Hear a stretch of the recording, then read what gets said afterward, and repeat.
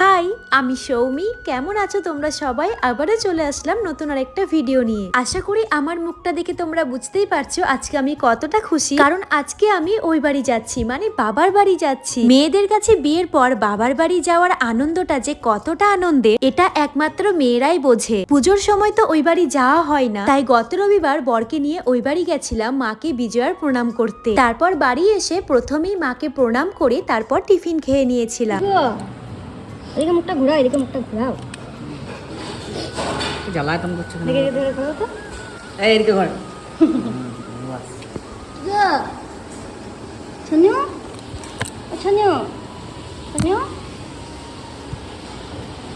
এদিকে তাকাও, এদিকে তাকাও, এদিকে তাকাও, এদিকে তাকাও, এদিকে তাকাও। আমার বর যখনই ওই বাড়ি যায় আমাদের কিটো ওর জামাইবাবুকে ওর কাছে পেয়ে গেলে ওর আর কিচ্ছু লাগে না, কারণ সে যে সারাটা দিন আদর খেতে ব্যস্ত থাকে। ওকে যদি তুমি সারাটা দিন আদর করতে থাকো ও খাওয়া দাওয়া সব ভুলে যাবে। তো যাই হোক, তারপর মায়ের রান্নাঘরে এসে দেখি যে মা তার মেয়ে জামাইয়ের জন্য তাদের পছন্দের খাবারগুলো রান্না করছে। রান্নাঘরে এত কিছু দেখার পর তারপর মাকে আমি জিজ্ঞাসা করি যে মা, তোমার একা হাতে এত কিছু করার কি দরকার ছিল?